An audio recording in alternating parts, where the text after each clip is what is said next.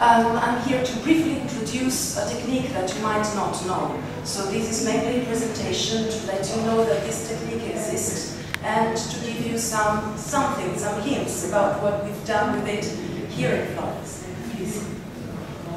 Okay, so this technique you might not know it because essentially it has been developed by a single person who's Master Ma Litang. Master Ma Litang was a very famous acupuncturist and Qigong master, very well known in China. But actually he did not invent this technique because we have traces of the use of hammer for treatment also in very old Malitang texts of Chinese medicine, which are of the 3rd century before Christ. So that was mainly a shamanistic exorcistic technique, but at that time the kind of energy that we want to get out of the body was considered kind of evil energies. So that's why it was considered so.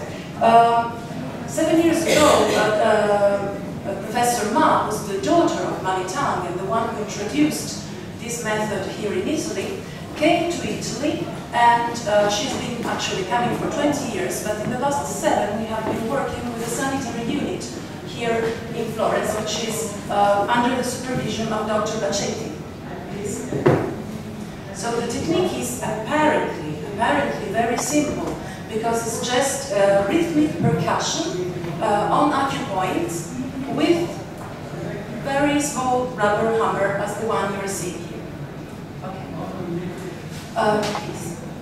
So this technique can be performed by 1 or 2 practitioners maximum, usually on the 2 sides of the body of the patient. And what you see here is the picture that we took in China this summer. And at that time, because we had a very fast rhythm, so 3 people were working on the same subject at the same time.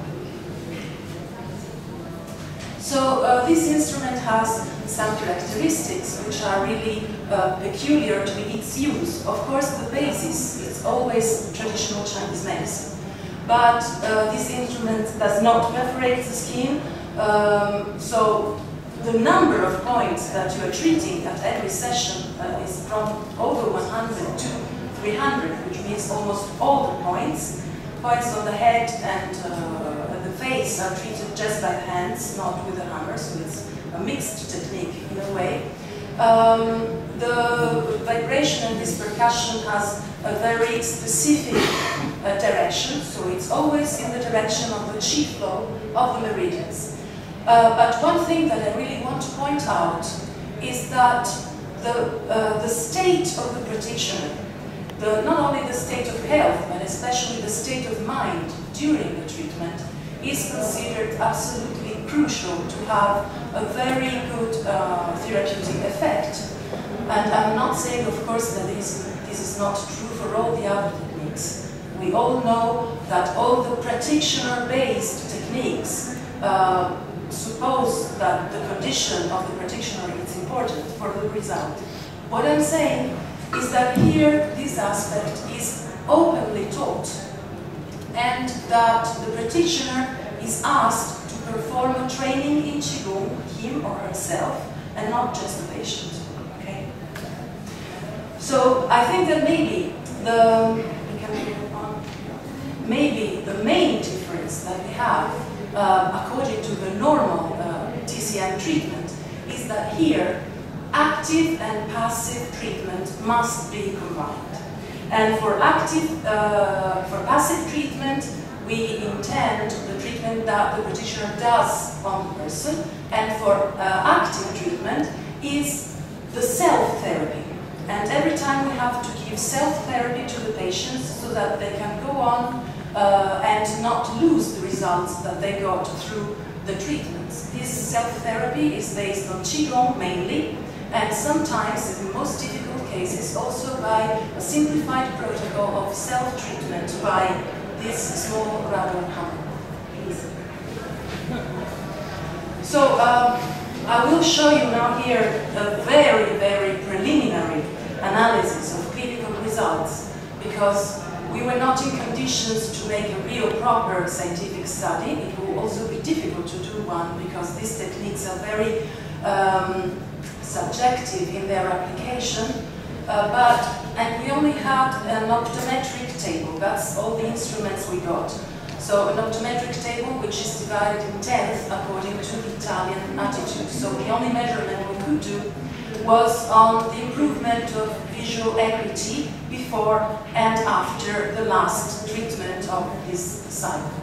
Another thing I have to say, despite the fact, beside the fact that we still do not have a real scientific approach to this result, is that very few people have been trained, fully trained at the moment, and that the results of these people, among them, of course, I include myself, are never so good as my professor, but anyway, they are very encouraging. We have here Matteo Manzini, he's a physician, oculist, and he has been witnessing also this improvement in eyesight, and we will talk about also some new approaches to this, to the cure of eye problems, experimenting also this same technique. Okay, please. So what you see here is actually the results of Professor Ma, and they are quite astonishing, but we are not able yet to reach such good results, but anyway, we do have them with a very nice technique. Okay, this is how the group, I first introduced a group of 36 therapies, and this is how the group was composed. You see there's different ages, and always more female, usually trying the new things. Okay, next slide, please. So how we did collect the data.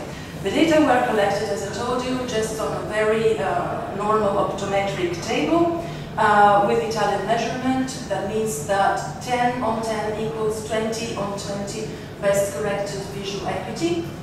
People received between 2 and 12 treatments in around a month's time, and they performed self-therapy, which I will show you later, for the same time.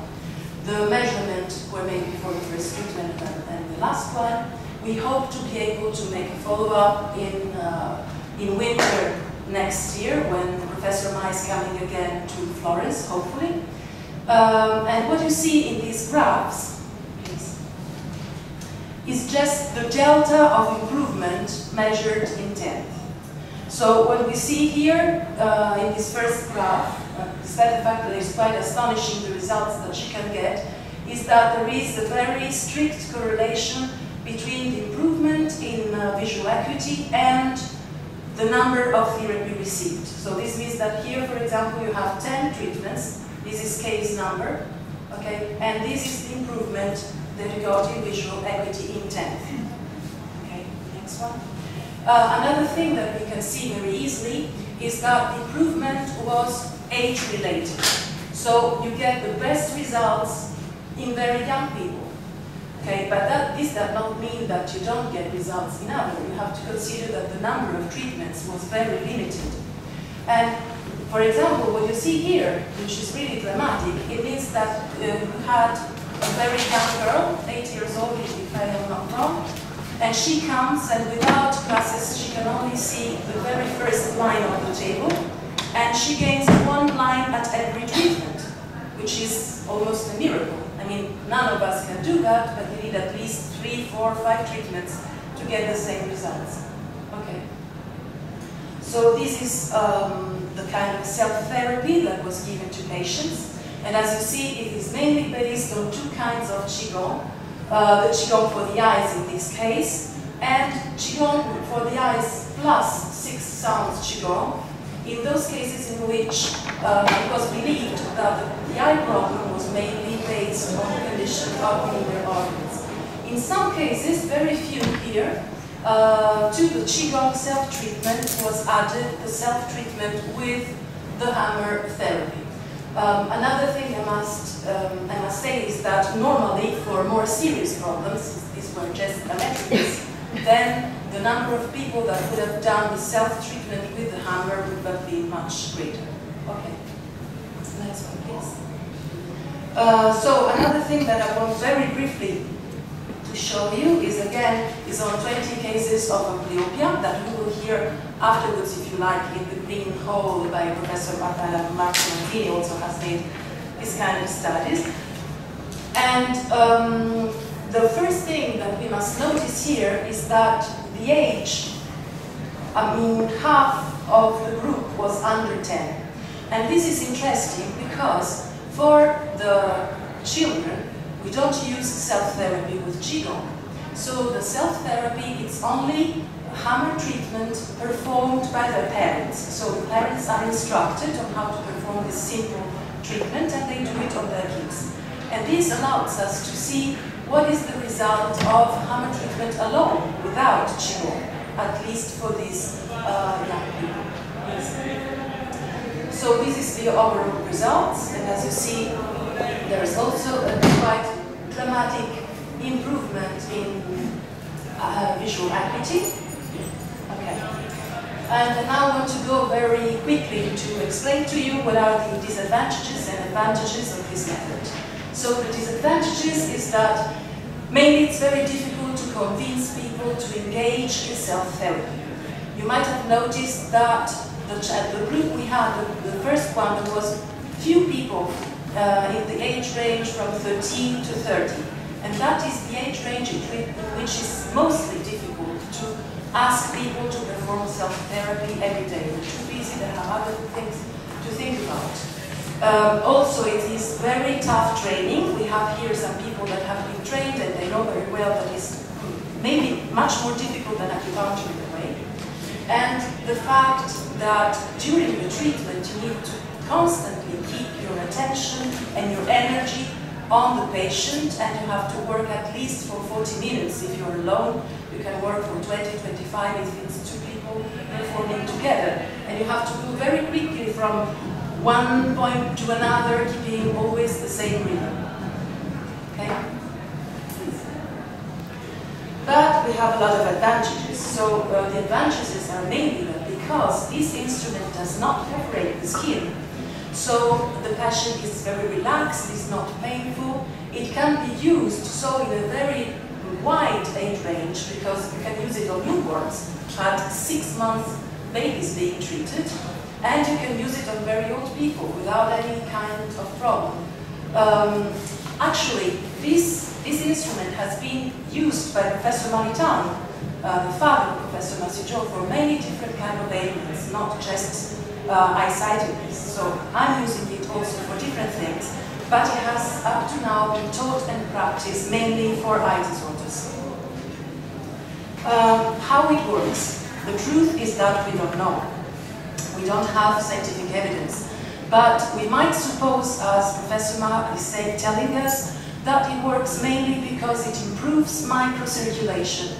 And the eye is one of the body systems that is mainly involved in problems of microcirculation, whatever the cause might be.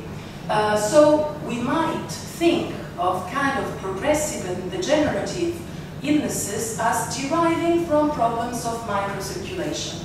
And this is why we can use this kind of method all over the body. Please. And this is because the eye in Chinese medicine is considered linked to almost all the meridians and to all of the different inner organs. There are specific eye areas that are connected to the inner organs. So the eyes are actually an indicator of the condition of the inner organs. And if we assume that these difficult to treat conditions like maculopathy, like retinitis, like many others, are not just eye problems, but they are the reflection of another systemic problem of the whole body, then we can understand why this kind of treatment is performed on the whole body. So there is very little that we do on the eye. Of course, if you want to use it for other ailments, then the head part might be different. If you use it for the eyes, then you have more stress on certain points. And this is mainly how it works. You always stimulate all the meridians.